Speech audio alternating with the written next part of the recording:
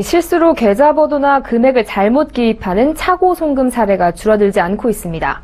은행권과 금융당국의 예방 노력에도 지난 4년간 6만 건 수준을 벗어나지 못하고 있는데요.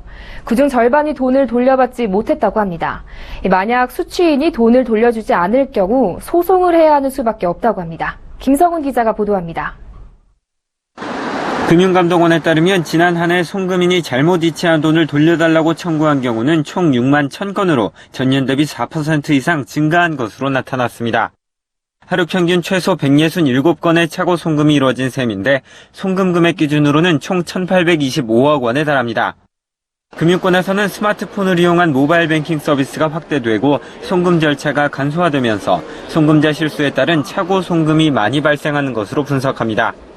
금감원에 따르면 2014년 4월부터 2015년 3월까지 1년간 차고 송금 중 74%가 인터넷 뱅킹과 모바일 뱅킹 사용 중 일어난 것으로 나타났습니다.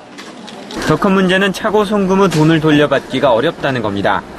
지난 한 해 차고 송금 후 돈을 돌려받지 못한 경우는 전체의 절반에 달하는 3만 건, 금액으로는 836억 원에 달했습니다. 판례상 돈을 잘못 보냈더라도 해당 돈은 수취인의 예금이 되고 은행도 수취인 동의 없이 임의로 송금을 취소할 수는 없기 때문에 피해가 늘고 있는 겁니다.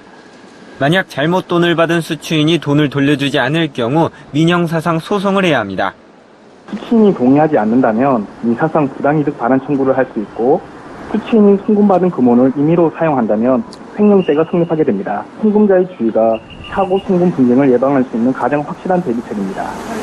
차고 송금을 하지 않도록 각별한 주의를 기울여야 하는 것이 우선입니다.